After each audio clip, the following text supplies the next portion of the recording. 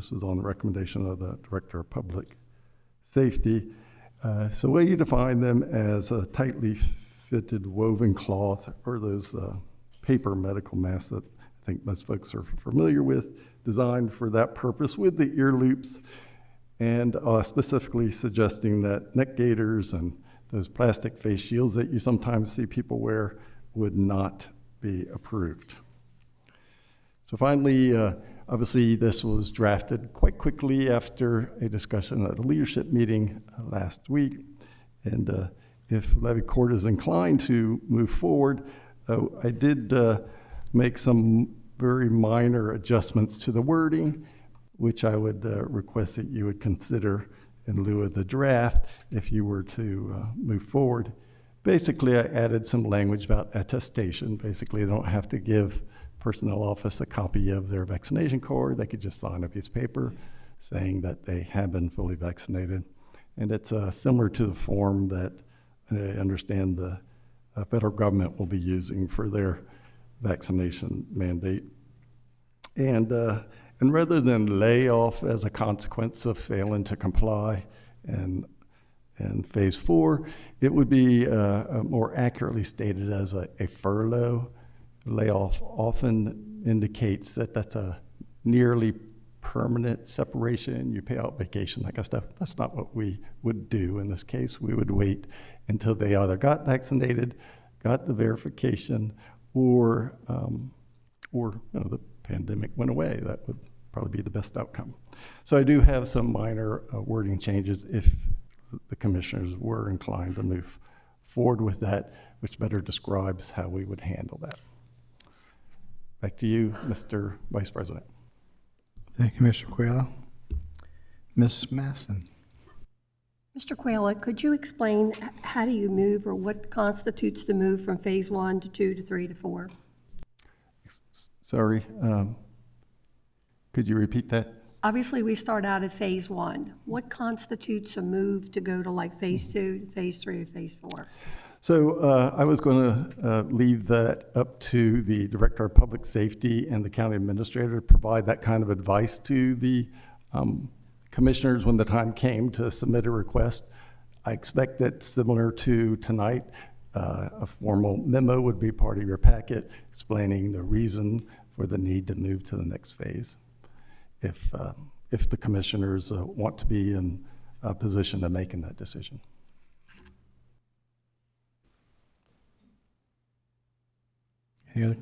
Commissioner Howell. Well, I guess I'll be the deviant of the group.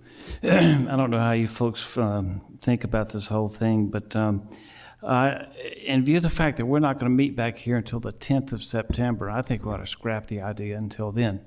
The reason for that is because, first of all, the basic conditions you're talking about, the mask wearing, the hand washing, the distancing, all that stuff's already in play. There's just more flexibility. All right, so if employees here want to go that direction, they have that option. But I do have hesitation about compelling people to divulge if they had the COVID shot or not. That to me is like asking a person if they had an abortion. You just don't do that. And that's basically what you're requiring on here. Eventually, if things keep going, the way they could go. But chances are things will have settled considerably by the time we meet back here. And I don't like the idea of us making a rule and then vacating the premises until the 10th of September. I know there's some full-time employees here that are here Monday through Friday. We won't be. It looks kind of like, it's good for thee, but not for me. I don't agree with that. I don't agree with that mentality. But there's lots and lots of information out there. Unfortunately, a lot of it is conflicting. Even with Dr. Fauci, he's contradicted himself a number of times. And I don't want to get into that deeply. But I don't just look at the physical factors, such as the number of hospitalizations, new cases, deaths, so on and so forth. I look at the societal and the mental processes that people have because of COVID. And it's not a pretty sight. There's a lot going on that is present, and it's not necessarily visible with a test. It comes out a lot of times in conversations. There have been some extreme examples of people that really have just gone way out. Some politicians, some just personal individuals, and I don't jump when the government says jump. Now, another big fallacy that is propagated a lot is that this disease is so predictable. It is not predictable. I've got a friend, an electrician. His wife is diabetic. He got COVID. She didn't. The diabetic is way up there near the top of the list if they have complications. Believe it or not, at the bottom of the list was asthma. I do not understand why. There was a recent study of 5 million people, and they found that there was one group that was the most resistant to all of this, safety stuff. And you'd never guess who they were. They weren't a bunch of toothless 8th grade grown-ups. They were people with PhDs. 23%, that was the highest number in a category, okay? So there's so much bad information going on out there, and I'm afraid that this on-again, off-again stuff is causing problems that are not visible. You have to be discerning and you have to look for them. So I would recommend that we just push this aside to the 10th of September because things might have changed dramatically by then. Commissioner Buckman? I'll reserve my comments for the end. I believe there's going to be some folks that will be speaking on this. And so the question I might have, it's not traditional protocol. Basically what we're getting ready to do is have a discussion, and then we're going to wait till the end and then allow for folks to speak on this. Is it acceptable to allow them to speak on this now if they are here for public comments? Because I would be in favor of that. I had the pleasure of speaking to quite a few employees, a significant amount of employees, over the last couple of days. I would welcome that opportunity to speak with them again on other topics, not just this one. It was rewarding. I can assure you it was not consistent, meaning there were differing of opinions, although there was a significant, if you were taking a poll, there was clearly one side. I will say that. Not relevant for now. What am I asking for? I've done a lot of homework. I've done a lot of interesting look and everything else. Not relevant. I'd like to hear from anybody that wants to have public comment, and then I'd like to weigh in. That's where I am. Before I do that, Mr. Petimaj, I know we've done that in the past, opened it up during a committee meeting, but have we done it after the commissioners have had their say first, before we opened it up to the public, before we got to the final? Commissioner Angel, I think it's your prerogative as a group how you wish to proceed. The normal path, obviously, we know that, and that is you conclude your discussion, and then right before you close the committee meeting, you open it up for public comment. But if you are looking to suspend that general practice and allow for public comment at any time, I suppose, Counselor, that could be done? I agree. Okay. Well, as we've done things in the past, we always want to be fair to our employees and the public. So, commissioners, do you have anything you want to say before I ask the public to, or the employees to say? Okay. Employees and public, you have something to say on this matter, now's the time to say it. And we'll weigh in after you have your say. Floor is open.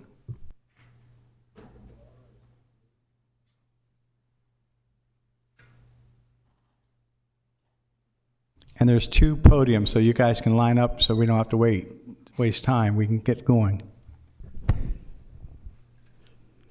It's public. Do I do swear for him? Okay, all right. Jeremy Shepard, Director of Community Services. Thank you very much for the opportunity. Just to say a couple things. This This issue is important and it's tough. Wouldn't want to be behind the dais, but I do appreciate your opportunity to at least talk to us and see what we think. Department of Community Services is a little bit different than this building here. We deal with the public, every day, coming in at different times and different facilities. And, the one thing that kind of makes me worry about interactions with the public is that we do so a majority of the time without security guard at the front. A lot of this is really directed internally, I get that, but once we start in the later phases asking for vaccination cards or determining who should wear a mask and who shouldn't, I just ask that you consider that at the recreation center during the morning and early afternoon hours, and especially at the library where we do not have somebody specifically tasked to do that, that you consider how to move forward that way, because I really don't want a secretary or a library clerk asking somebody for a vaccination card or to deny somebody entrance into a public facility because they refuse to wear a mask, whether we know they're vaccinated or unvaccinated. So I just care about the staff that way. And if it comes to fruition, then just please make that consideration at the time. One other thing I think I learned, I think hopefully we all learned little things last year when we all had to do different things in order to try to make it through, is that we were very good at ramping things up. We're very good at throwing a solution at a problem, but we found out that we weren't as good as pulling it back. And I can tell already that this really doesn't concern, or that this doesn't talk about how to reduce things. It just talks about how to ramp them up. It also says in there about, needing Levy Court approval, and I think it's already been said tonight that, sometimes the schedule for that may not be very convenient. So I would think that consideration would be is how to address either an expedited ramping or an expeditious, deramping of these, considerations. So I just wanted to say those two things, and hopefully they're just up for discussion. But thank you very much. Glad that I'm here and you're there. Commissioner Sweeney has a question. Thanks, sir. Mr. Shepard, so lacking the staff to do any kind of screening as folks come into the gym or into the library, would you recommend or suggest that maybe those two very public places go directly to phase 3, where any dealing with the public, our staff would, because this is not a county-wide thing. This is just for Kent County Levy Court employees and staff. So would you recommend going to phase 3, that they wear masks when they're dealing with the public, instead of having to ask for a vaccination card or ask for proof of a negative COVID test?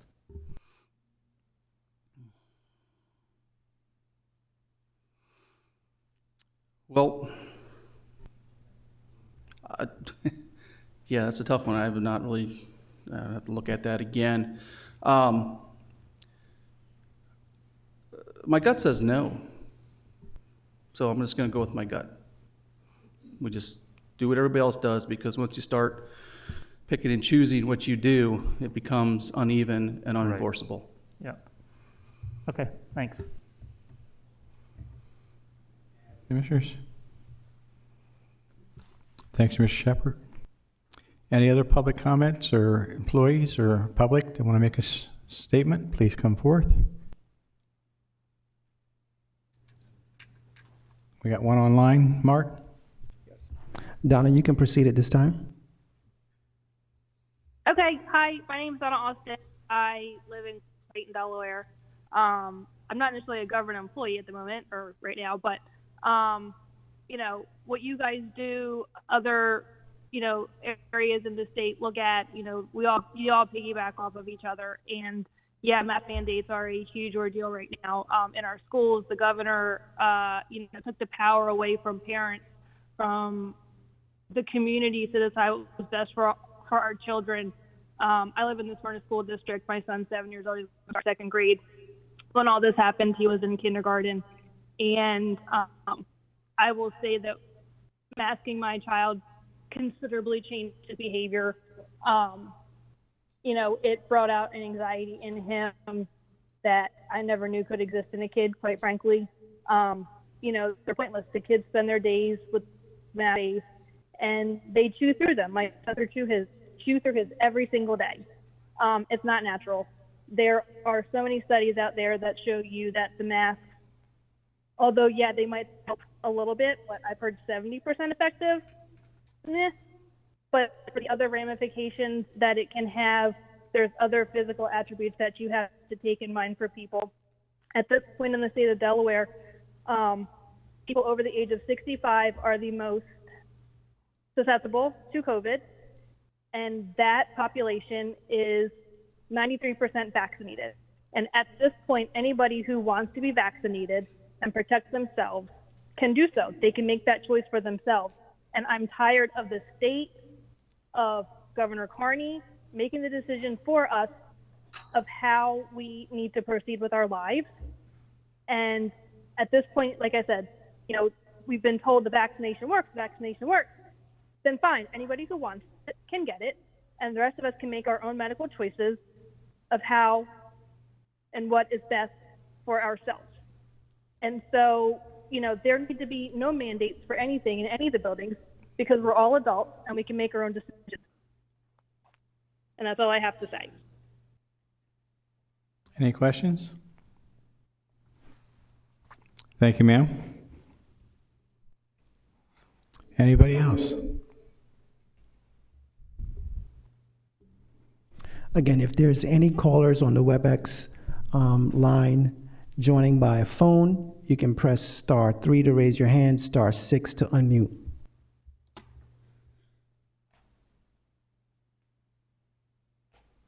I see no more hands raised, Mr. President. Thank you. Okay, we'll close that section and go back to the committee for discussion. Mr. Buckman? I'd like to hear from some others. I'm clear on where I want us to be. I can almost simply say I agree with the caller. I do. They're challenging times. I respect the commissioners for having this discussion. I know that I was disappointed, you know, a while back when we didn't get an opportunity to weigh in. I'm not anti-mask, I'm not anti-vax, or anything other. I just believe that we're in a spot that if you're going to believe the science, if you're going to believe the experts, then you're going to believe that they make mistakes, that they're all over the place. They're not trying to be all over the place, they are. So then it comes down to common sense. And what I believe, because when I spoke to the employees, and I spoke to a lot of them, there is no definitive position to be in. So then that leaves me to make my own call and then not stand my ground, but live with the consequences. I'm not anti-mask, I'm not anti-vax. I just believe that we are in a position now where you have a choice to make. You have a choice to get vaccinated, and I'm tired of trying to protect you. I chose to get vaccinated because of the deal that was made. Right or wrong, if somebody walks in the building and gets exposed and is unvaccinated, that's on him or her. It's not on me anymore. So I don't want to ramble on. I could go into the details. I don't want to get into the weeds on stats of mass vaccinations and everything else. I just want to clearly articulate we're in unique times. Dealing a lot with school boards right now. They're in a tough spot. They're in a different spot. They're not as nimble as we are. They're not as controlling of the environment as we could be if we had an outbreak and what we could do about it. And lastly, we are in control right now of our destiny, the 7 commissioners. If we're not, then why is it on the committee? I appreciate the fact that it is. So I'm starting to ramble a little. Let me get back to the point I am. The virus is real. Vaccinations give you insulation. If you choose not to get vaccinated, that's your call. But we're not going to mandate masks. We're not going to mandate anything. I will entertain any type of policy that self-identifies if you feel like you're suffering some symptoms or something along those lines. But I'm not interested ever in a mandatory vaccination, showing of papers, or anything to the sort. Then with this one. Communication with Bay Health is paramount in any decisions that we need to make. And this is not just about county employees, although I respect them and that's why I reached out to them. It is also about the taxpayers who pay the building. They pay the bills. So I'm not in favor of any type of move right now. I believe that what we have is effective and working. The option for you to protect yourself. Thank you. Commissioner Sweeney. Thank you, sir. So, Mr. Coyle or Mr. Pettit, if we enacted this tonight, what phase would we be in? Any? So in the motion that was suggested, you would go ahead and implement phase 1, which would require folks not fully vaccinated employees to wear a mask at all times. It would ask that employees that are in public areas and dealing with the public specifically, that they wear a mask, that we comply with, obviously in this case, what we know is going on at Dover Air Force Base, where we have employees go on there, and perhaps in the dispatch center where state employees are mandated to wear masks. And also, more importantly, that employees report when they have symptoms so that we can take some measures to perhaps prevent the spread of that infection or exposure, needless exposure. So those would be the 4 elements of phase 1. So without this, if we didn't have it, when the Gamma variant comes out of COVID-19 and it has a 30% fatality rate and no vaccines that protect anybody, what do we do then if this is not enacted? We all go home again, don't we? Guess we'll be back to see what you want to do if you don't enact it. Might be too late for some people. All right, so I'm very much in favor of this phased approach. The only thing I didn't like was the requirement that it came in front of 7 people sitting up here at the desk to make the decisions for Kent County government. I think that decision needs to be made by leadership and Mr. Pettit-Mange, Mr. Quayle, and Chief Faulkner. Mr. Dimash, if I can just follow up on that. Remind the commissioners that there is a policy on the books that was adopted in 2009. It's called the Epidemic and Contagious Disease Response Policy of Levy Court. It was voted on by this body unanimously. And that policy, perhaps it needs to be revisited, but that policy does essentially what you just said, Commissioner Sweeney, and it's the same policy we relied on a year plus ago. And it basically enables, whenever there's a contagious disease outbreak of significance like this, or some other aspect, the county administrator, in consultation with the president of Levy Court and affected department heads, can initiate a business continuity response, and it lists a variety of variables and things that can be considered in that response. And one of those is mandating the use of protective devices. Now, call it prophetic or whatever you want to call it, but that was done in 2009. It was in the wake of the H1N1, which fortunately did not really ravage us too significantly in the mid-Atlantic. But it's still on the books today. And I think it was intended to be that expedited response in the event of something significant. So I just want to remind the commissioners of that, and it's on there today. It's still in place. But what's considered tonight, I think, would supersede it or override it in some respects. So, because this is specifically speaking about masks and the various phases which are not described in the policy. So this would kind of be an override if you enact it or adopt it. And the other thing I just want to remind everyone is that last time there was a statewide emergency declaration that affected all aspects of life in Delaware, right? And included a mask mandate and social distancing and all those. And we followed that. And we followed it until it was rescinded by the state, by the governor. This time, that is not the case. The state has enacted one that applies only to the state facilities. So I guess until something, like if it was a significant 30% outbreak, like Commissioner Sweeney just mentioned, perhaps the state would step in with a broader action at that point, and we would all be following it by virtue of being in the state. Hard to say, but I imagine that's where the route would go if it got real bad. So I think those are the only things I want to say at this time, and I'll be happy to answer any questions, but again, I think this would override what's already on the books. Thank you.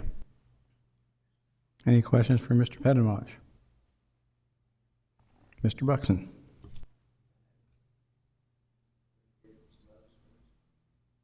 Okay, Mr. Hall?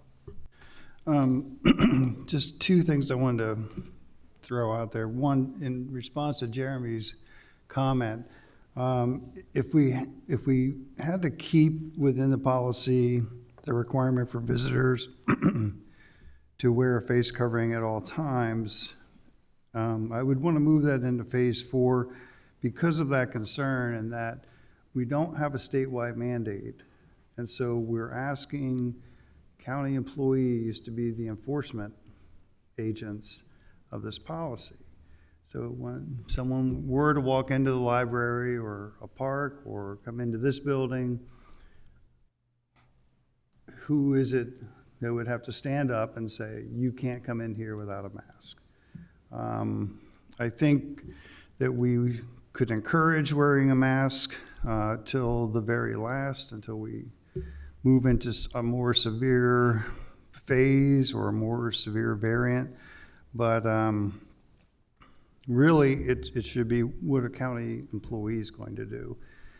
And to Commissioner Buxton's point, I was thinking about that. If you could go down to a pharmacy and get the shot, and within 48 hours you're vaccinated, that's one thing. But for the particular dose I took, it was a 6-week process. You get the first one, you wait 4 weeks, you get the second one, then 2 weeks later, you're fully vaccinated. But we, the county, tell the citizens of the county, if you want to do this, you must come to the county to submit documents. You must come to the county for this, you must come to the county for that.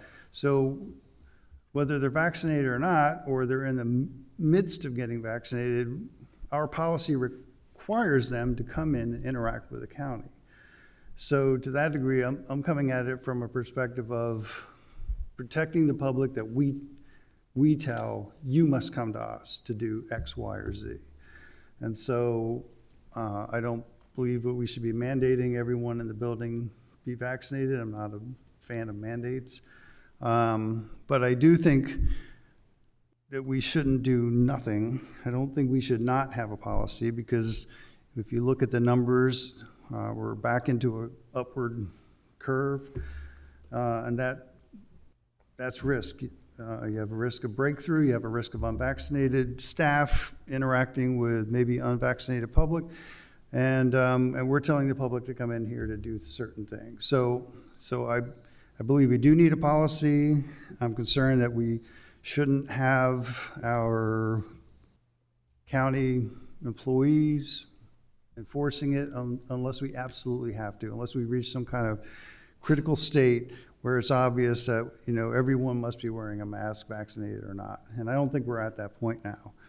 But I do think that we can't just ignore the fact that the numbers are rising, and that we demand that the public come in here to do certain things. And so they should have some some confidence that when they come in here, we've got a plan and we're executing the plan. So that's what I want to say. Any other commissioners? Commissioner Mass? Probably not a favorite thing here. I vaccinated only because I have asthma, so I know I have a compromised system.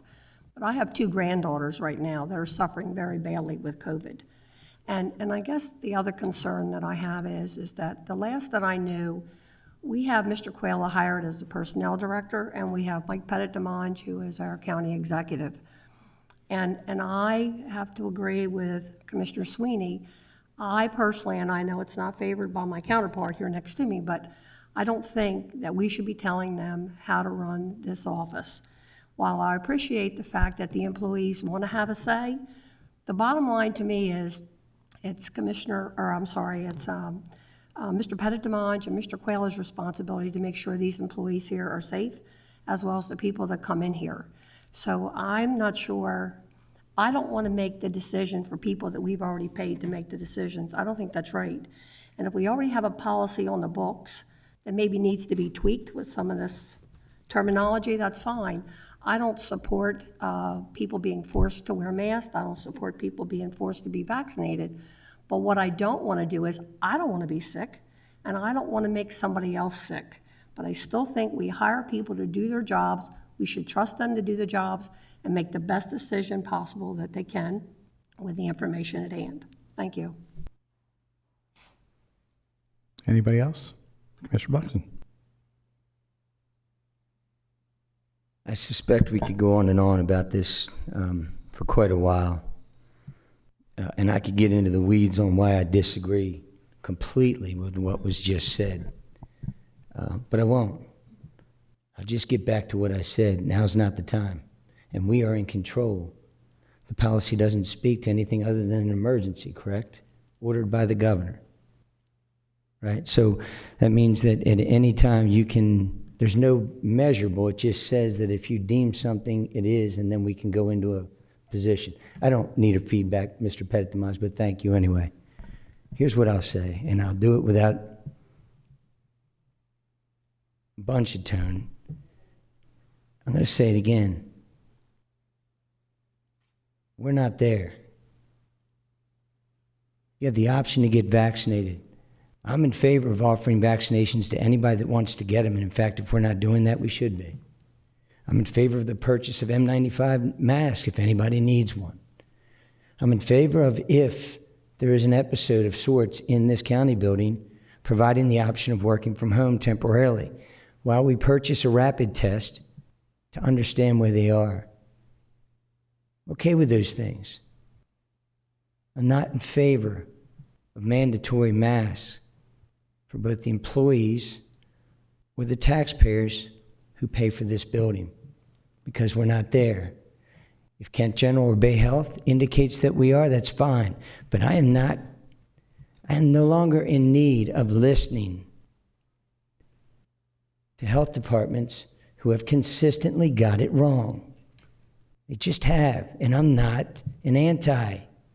I've just had enough. There's no evidence to demonstrate that I'm not right. I understand. You know, right now, there's less than 10 people in an ICU and only 1 on a ventilator in Kent County.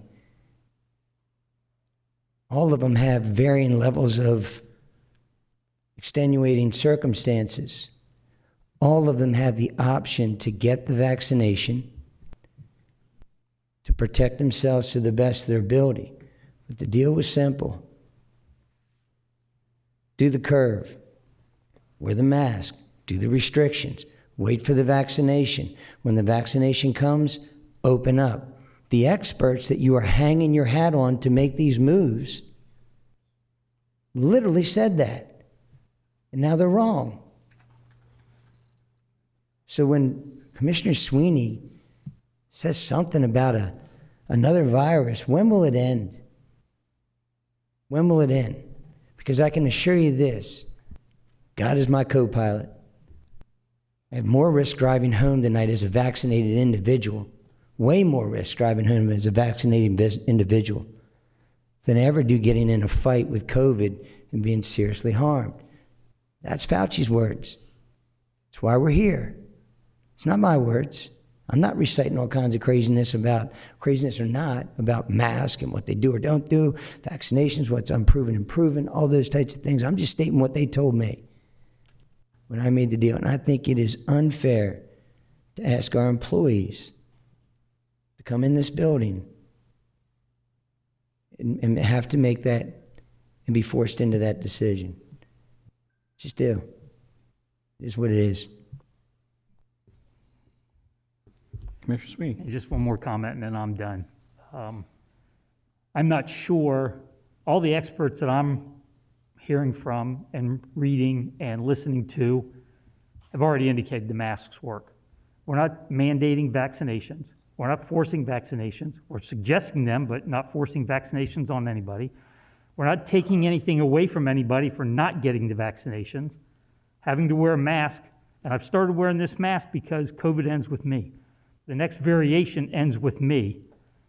The people, 95% of the people in hospitals right now are unvaccinated. That's a fact.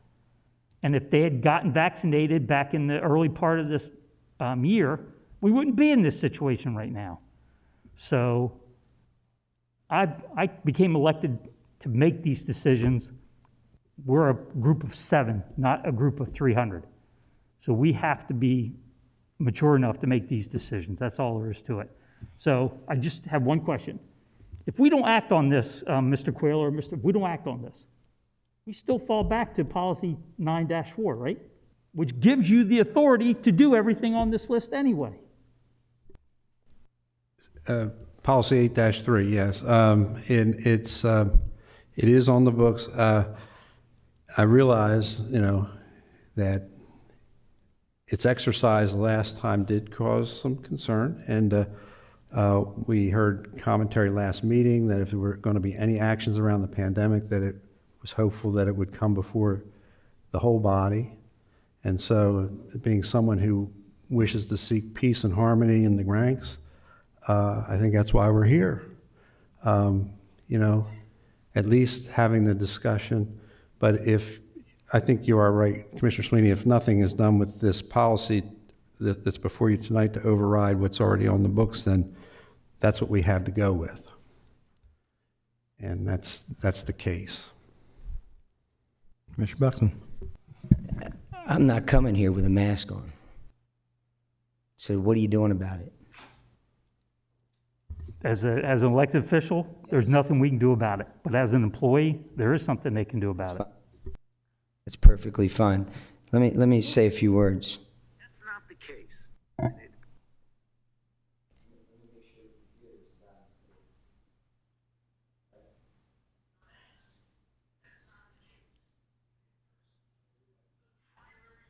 For vaccination. So someone says, why should I get vaccinated? Well, because we don't want you to wind up in the ICU in a hospital. And I can guarantee you 99% that if you get vaccinated, you are not going to wind up in the ICU. We're not here because we can eliminate this thing. It's not polio. And there will be another. We're not here to prevent people from getting infected. It's a reality that it's going to happen. We are here solely to make sure that our hospitals have the ability to treat those who get hung up with this thing in the ICU. And the poster child for expertise just said the vaccination guarantees you literally at 100%. You heard him. It's what he said. So if there are individuals here who are choosing not to get vaccinated, God bless them. I live with one. It is the choice that they made, and I'm not going to give up my rights to make my own decisions, and I don't think it's a wise idea. Now, you're right. We can't go on and on. I just think we're making a mistake. If the governor wants to step in and force and tie our hands, it's the same thing that I said at the school board meeting. At that point, we have to redirect and work on chopping away at the restrictions. But we're not in that position. We are in control of these restrictions. We were elected to make this decision. You're right, Commissioner Sweeney. I can be held and should be held accountable. There's no question about that. But I'd rather be held accountable saying what I feel than saying what you said, which is, well, I don't want to get personal. It's not relevant. I said what I feel. I need to stop because you're right. This was a fair conversation. It's what I asked for. Can't promise you I will, but I'll try. So just one more question, Mr. Buxton. So when we had this discussion last March, you wanted to be a part of the discussion, yes, but not the decision-making process at the end. You wanted to be informed that the county was about to make those decisions for our staff, for our employees. No, I wanted to be, as I stated a week ago, in on the decision-making process if it was going to be made, at a minimum informed, but hopefully brought in, and that's, to your credit, we were. What we're doing right now. Right. To your credit, we were. I think that Jeremy Shepherd stated very clearly something that I stated early on last year. Remember, I was the one shouting from the rooftops that we should not be following the governor's orders, that we should remove the restrictions and get back open. Case in point, we do a real good job of getting in, we don't do a good job of getting out. Here's why. Because it was brand new. Nobody tried to screw it up. I get it. I don't think it's fair to say that 2009 is the same as today. It's not. Unless you want to look at some of the mobility rates, and I think Glenn can weigh in on that. I don't feel like it. Right? So you asked me a question, I gave you an answer. I have a feeling it's going the direction it is. Has anybody talked to Kent General and their thoughts and recommendations? I don't know the answer to that, so I'm at peril. Has anybody spoken to Kent Bay Health, our county's hospital system? Have they indicated to us that we're at DEFCON whatever? Because if they are, I'm willing to listen. If they're not, then all we're talking about is preventing infections. And Fauci just said, he said it before, we're going to deal with this thing. So has anybody talked to the hospitals about the rates and numbers and their concerns on this, Mr. Quayla? I guess the answer would be that I haven't personally. I can only tell you that the Director of Public Safety was involved in the conversation we had, which led to the development of these procedures that were designed to give, I guess, besides input from the commissioners, but also make folks aware what the steps might be if the situation worsened. So that was really the purpose of this, obviously to get Levy Court input and also to provide folks guidance, provide instruction to employees. As you can tell, most of the procedures are addressing employee behavior as opposed to what the public may be required to do. So you would really have to ask the Director of Public Safety those medical statistics or hospital statistics. Well, I did manage to get a hold of some folks that do know. And I can assure you that what they said is the same thing that we all know, that the virus is real, that the variant is real. But how we get to shutting it down isn't to make demands, it's to offer up, as we stated, options. Like I stated, we can provide quality masks, we can provide rapid testing, we can provide a vaccination event or vaccinations daily.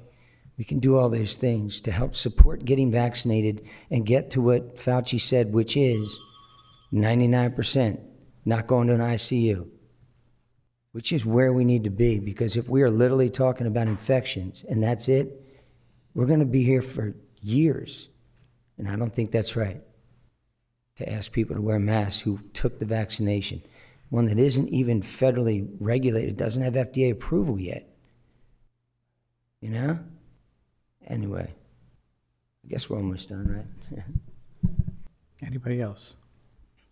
Commissioner Hall. Thanks, Commissioner Angel. I'm just going to, I guess, sum up my thoughts and comments. There's 6 of us here tonight. As far as I can tell, we have 6 variants of opinions. And if we extend that out to 300 employees, then we've got 300 different opinions. So I do appreciate the opportunity to have a discussion. I appreciate being brought in on this, being able to review this. But as we've gone through this and I've heard all these different opinions, I'm of the opinion that we should defer to this policy, and maybe this is a good overlay for this particular situation. But I do think that we should just defer to leadership to assess the situation. We do stand down for weeks at a time, whereas the county administrator, personnel director, and they can get a hold of leadership by phone when they need to and can adjust on the fly rather than have us, wait till we convene again or have to call an emergency meeting. I think that we have a good policy. I think we have a good overlay, and I think that we have expertise here to assess the situation and adjust as necessary. And I would just ask to be kept informed as to where we're at as we move along. And if we need an intervention at some point, 5 years from now, we're still wearing masks, maybe we should talk about it. But I do think that the risks are increasing, and I think that we have a good policy here that we can rely on. Thanks. Anybody else? Okay, I'm going to weigh in now based on my belief. I wanted to make sure I got to hear all my commissioners. Mr. Petimaj, you want to say something, sir? Well, I just thank you for all the comments that have been provided. I just want to say that we operate in the as a government. There's what's reality, and then there's also the perception aspects.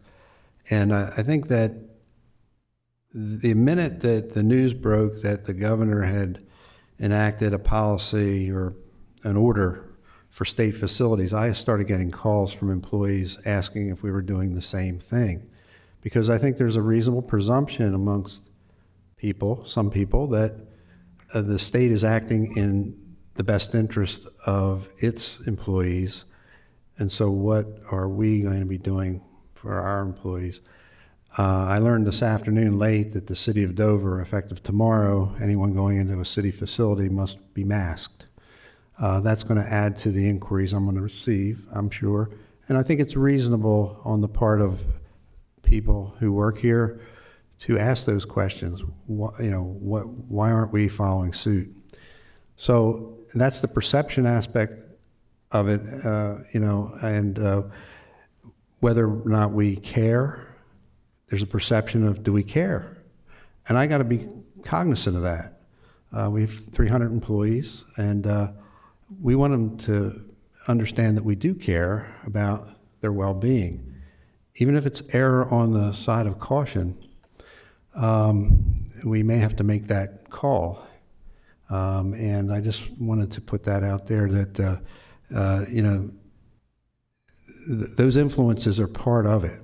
What others are doing weighs on the psyche of everyone else, and, what makes us different, so that's a reality that I have to operate in. Thank you. Thank you, Mr. Petimaj. Well, you just hit one topic I was going to talk is about common sense, about error, and how do we contain it? Where does the problem lie? The problem lies with people have their own beliefs. You can't change somebody's belief, according to my psychology class I took years ago, unless they want to change their beliefs or their way of doing things. So you're not going to change them. But if you give them enough information that they can make relevant decisions based on fact, and the way you contain it is the virus is true, it's out there, there's a deviant. Right now, people that have both vaccines are still getting sick and can still carry for the people that don't have it. And the people that don't have it, that don't want to wear a mask, can still pass it on. So the common sense is, how do you stop it? Or how do you curtail it? You have everybody wear a mask. It's not just for you, it's for them also. And that's the way you help fix the problem. In 1918 to 1920, when the first pandemic hit, it was actually over 2 years at that time. And they don't have the resources that we have today, based on the historical thing that I've been looking at. So if you're going to be a carrier, you're going to keep spreading it, and it's going to continue to go on. If you want to help curtail it, wear a mask. I think anybody coming from the public right now, because numbers are up, variants are up, and there's 2 variants right now that I know of. There could be possibly more that has not been recognized. But where do you stop or where do you help? That's all I'm asking. And the only way you can help is everybody wear a mask. Everybody being treated the same to help curtail it. That's the evidence. I mean, that's pure and simple. I know right now the younger people have a higher rate because they're not vaccinated. And the older ones that have both shots that have been sick, only 7,765 have died that had both shots. But they got it somewhere, somehow. I hope they were wearing a mask. If not, nobody knows that part. But if you err on the side of doing the right thing and not saying it's my right to not wear it, you're not helping the situation. It's like everything else that comes to us. We have to make relevant decisions based on common sense, and that's the only way I can keep saying that. I know the state buildings, I know Mr. Pedramage just said City of Dover is tomorrow's in enforcing the mask. The state is already saying all their government buildings, you have to have a mask. So they're looking at trying to curtail and stop, contain. I think that's what we need to look at. And I think that's the best way to proceed, just to be on the safe side. I don't think anybody wants to get COVID. It's not very nice from what I understand. And the people that have passed on, the family members or have lost family members and friends. I think it would be a big mistake if we did not look at that first. That not down in phase 2 or phase 3, but make that part of phase 1 immediately to help curtail the situation. The number I just read off was something I read last night because I knew this was coming up. And the one thing I will say too is you have a lot of experts out there all of a sudden to come forth to give their reasonings for or against or whatever. And based on their educational system, status, if you will, they're different. Everybody's different. So that's what I'm trying to say. We as a whole can make that decision, that we know that it's a live virus. You don't want to get it? Let's wear a mask. Let's contain it. If we're for our employees in the building, if they're dealing with the public coming through and they're wearing a mask, it's less acceptable for them to get it. And then they're still supposed to wear a mask when they have it, but you still can get it. It's an aerosol. Let's face it, you can't take that away, even though we disinfect our building and do everything we can. It's not 100%. What can we make it better towards 100% is we chip in and do the right thing. And at this time, if you would, gentlemen, I'd like to ask Colin Faulkner, our Chief Public EMS, to come up and say a few things based on what he's heard tonight to see if he can help us make this decision.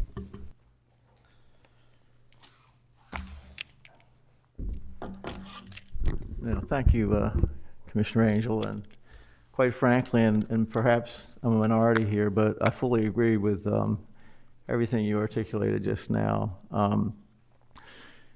The whole concept between getting vaccinated and wearing a mask is to stop the virus. As long as it's in circulation, the more chances it's going to have to mutated to Delta, and there's other mutations that's going to emerge as well, as long as the virus is in circulation.